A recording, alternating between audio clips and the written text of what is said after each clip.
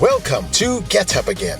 At Get Up Again, we create soul-stirring reflections, original motivational songs, and tools for emotional healing to help you rise, reset, and reclaim your inner strength. Through music, spoken word, and affirmations, we offer gentle, powerful reminders that no matter how many times life knocks you down, your comeback is always waiting. Get up, get up, get up again. Get up again. What do a deaf composer and a paralyzed president have in common? Their stories remind us that resilience doesn't always roar. Sometimes it whispers, "Try again." This is a short reflection about two people who did just that. Some were born with pain already written into their story. Others met it later, in a hospital room, on a battlefield, in a moment of unimaginable loss. But all the people we are going to tell you about made a choice to get back up, to keep going. Let's start with some stories of people from history we are familiar with. These are people who didn't give up or claim defeat from their circumstances, but they accomplished their goals and dreams in spite of them. Beethoven from Bonn, Germany. He was deaf, but never silent. Ludwig van Beethoven was a musical prodigy whose talent earned admiration early on. But in his late 20s, he began losing his hearing, a devastating blow for a composer. Despite the condition worsening until he was completely deaf, Beethoven wrote some of his most beloved pieces during this time, including his Ninth Symphony. He communicated through written notes and embraced an inner world of sound no one else could hear. His defiance against despair and his brilliance reshaped classical music forever. Beethoven reminds us that limitations don't define legacy.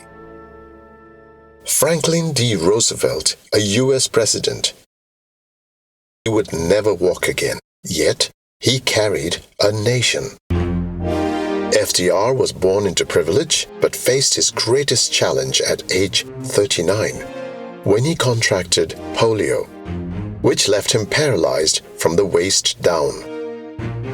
Though doctors doubted he'd ever walk again, Roosevelt trained relentlessly and learned to stand with braces. He entered politics undeterred, eventually becoming the 32nd President of the United States. His leadership during the Great Depression and World War II is considered transformational, and he remains a symbol of resilience and hope to millions.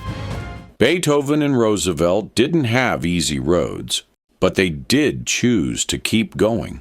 If you're in a hard place right now, we hope their strength speaks gently to yours. Take what you need, and when you're ready, rise. We continue with more stories of struggle transformed, where strength came not from ease, but from enduring. Sometimes it's not the victories that shape greatness, it's the heartbreaks. This reflection explores two lives marked by sorrow and rejection, but also by resilience that moved the world. Sometimes greatness. From the alleys of Paris to the world stage, Edith Piaf turned pain into poetry. Edith Piaf from France. She was broken by grief, lifted by song. Edith was born in Paris in 1915. Piaf was abandoned by her mother and raised in poverty by her grandmother in a brothel.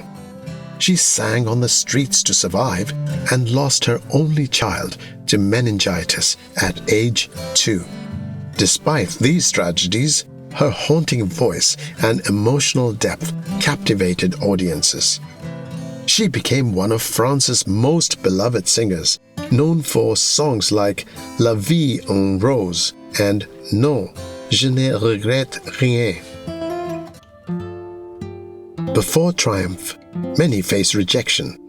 Churchill was sidelined, then summoned to lead.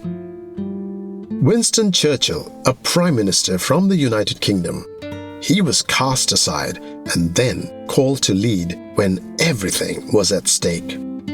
Before becoming one of Britain's most iconic prime ministers, Churchill's political career was riddled with setbacks.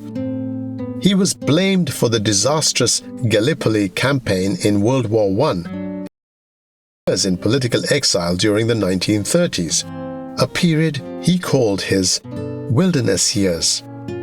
His views were often unpopular, and he was seen out of touch. But when World War II broke out, his warnings about Nazi Germany proved prescient, and he was called upon to lead. His speeches and resolve helped rally a nation through its darkest hours. Piaf lost everything and still sang for the world. Churchill was written off and then carried a nation. If you're feeling unseen or underestimated, their stories remind us. Your comeback may be closer than it feels. This next segment shares stories of resilience that echo through time, lives that continue to inspire long after their final chapter. What if your real rise doesn't come when you're young, but when you're ready? These stories prove that greatness doesn't have a timeline, and neither does your healing. Some started late, some started low. All decided to rise. Jean Griswold, 1930 to 2017, a home care entrepreneur. She was diagnosed with MS and wheelchair-bound. Griswold founded Griswold Home Care at 52. Her company now assists the elderly and disabled across the U.S., a visionary who turned personal limitation into social service. And here are some stories of folks who are still alive and kicking.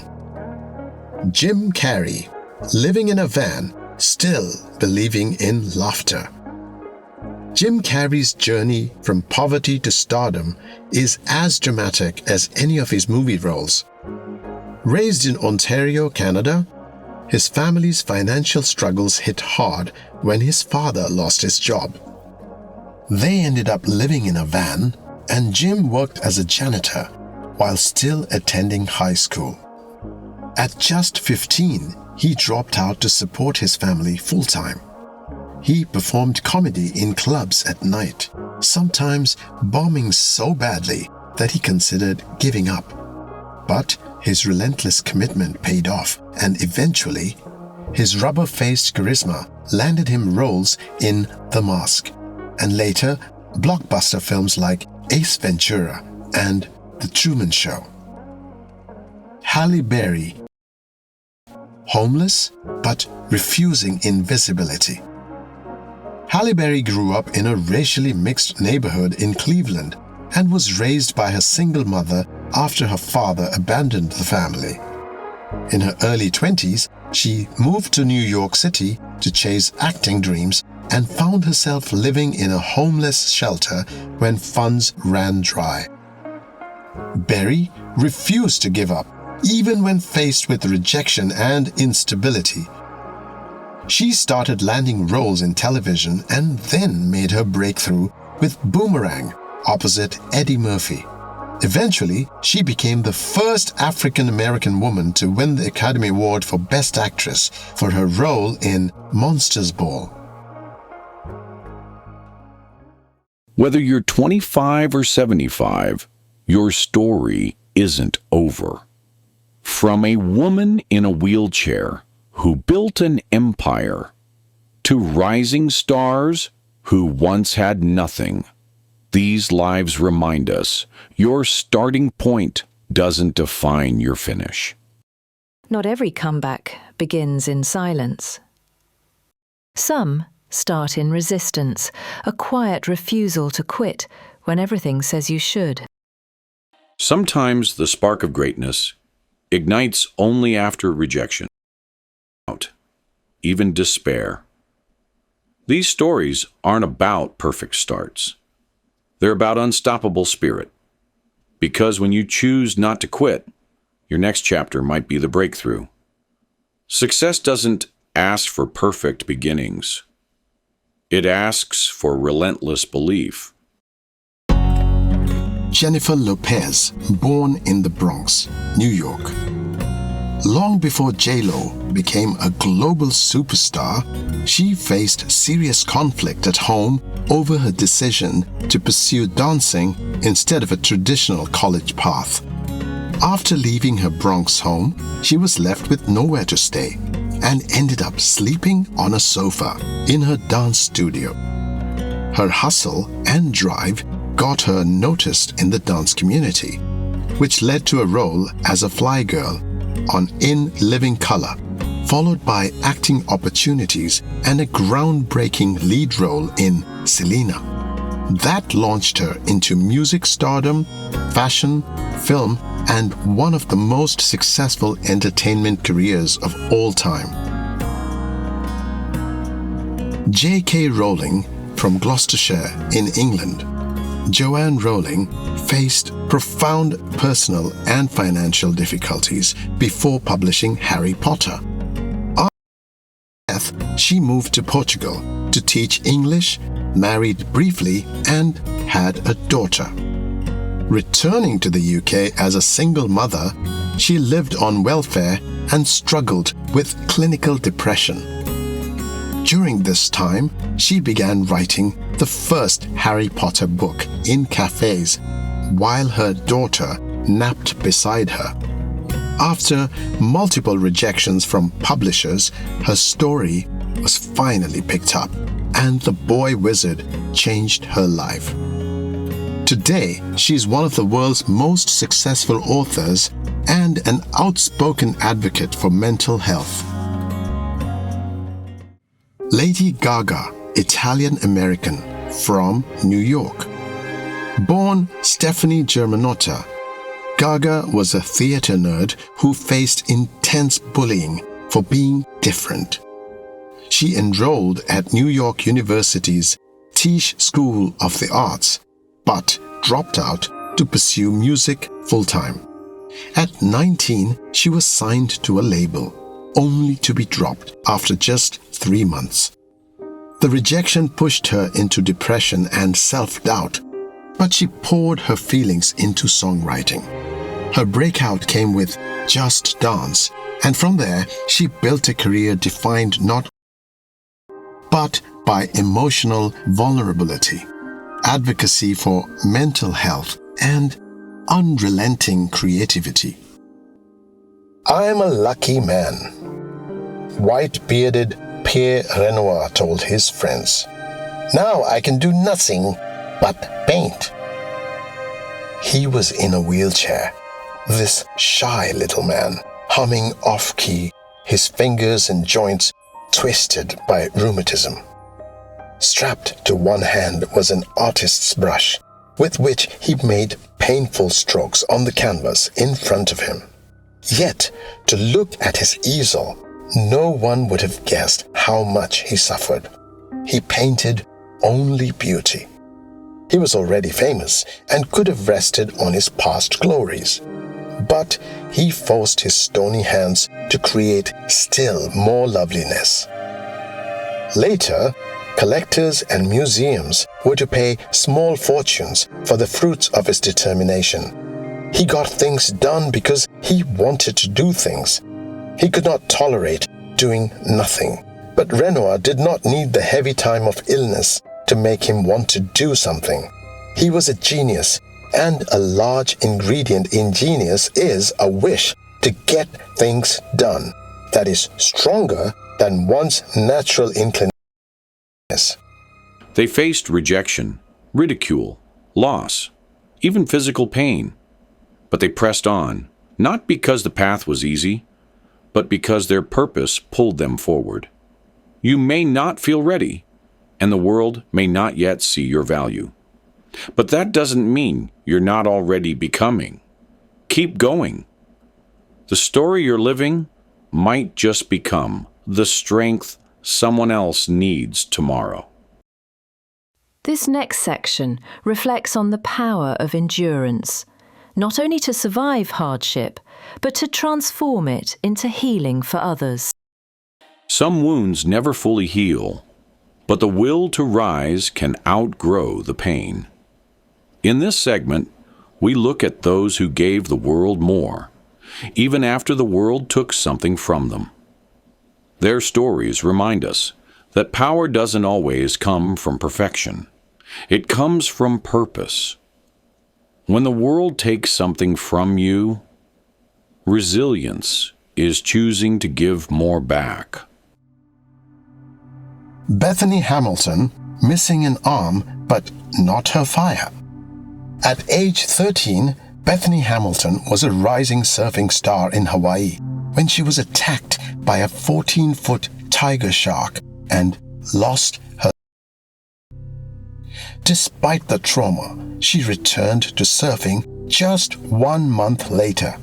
She relearned how to ride waves with a custom board and adapted her technique to compete again. By age 15, she won first place in a national competition.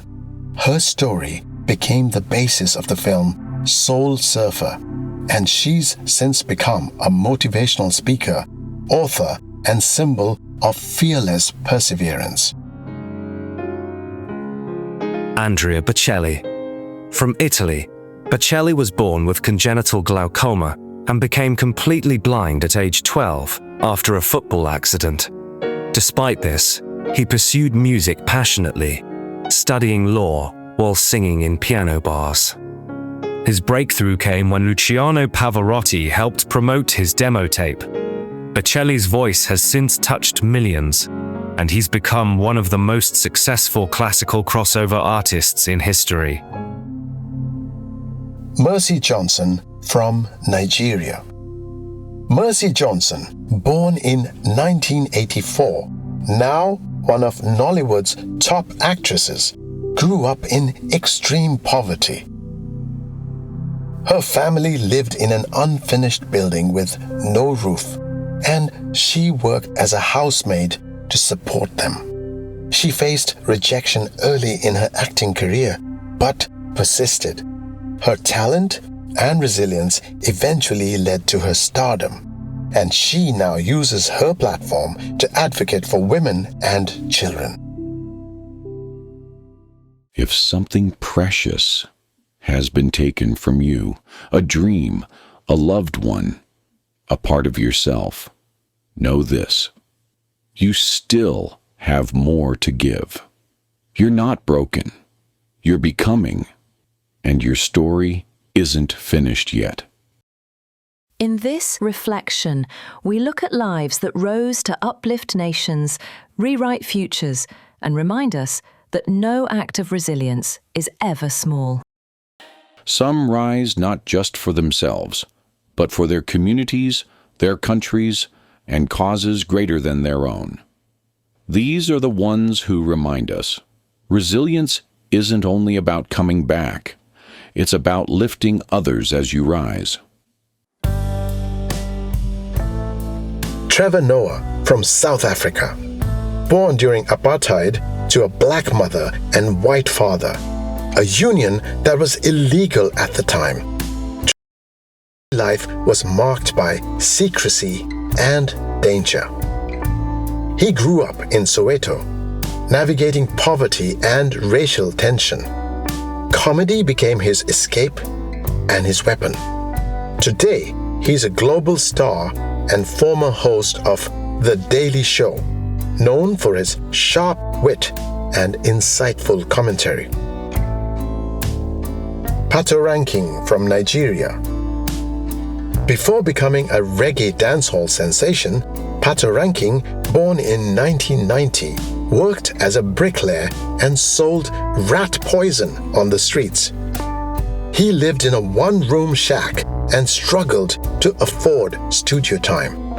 His breakthrough came with the hit Alubarika, and he's since become a major voice in African music, known for uplifting messages and infectious rhythms.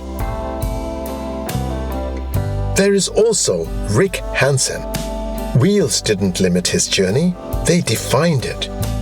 Rick Hansen, a Paralympian and activist from Canada. A teenager who became a global champion and advocate. Paralyzed at 16, Hansen didn't just compete, he circled the globe in his wheelchair, raising awareness and funds for spinal cord research. He broadcasts a powerful message. Wise endurance can change the world. Think about William Kamkwamba from Malawi. He didn't wait for permission. He started where he was with what he had. The seed of a school. William Kamkwamba. In drought-stricken Malawi, 14-year-old William dreamed of bringing electricity to his village. With no access to books beyond a local library and a pile of scrap metal, he built a windmill from bicycle parts and spare wood. Today, he's an inventor, engineer, and author who reminds the world, I try and I made it.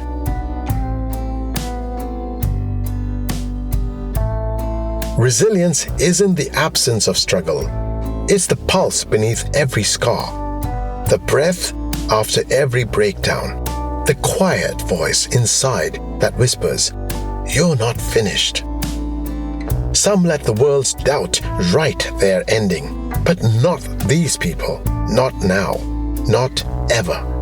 Because the ones who made it through didn't just survive, they rose.